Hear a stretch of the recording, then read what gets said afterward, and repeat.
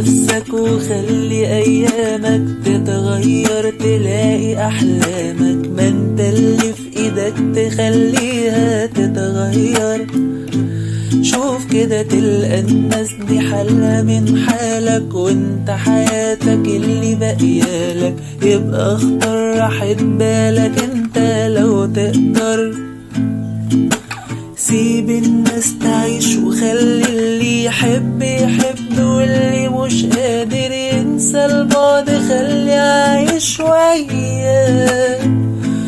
كده كده فيها حاجات هتتعش، وكده كده فيها حاجات هتتساب، وفيها حاجات ما تجيش على بالك.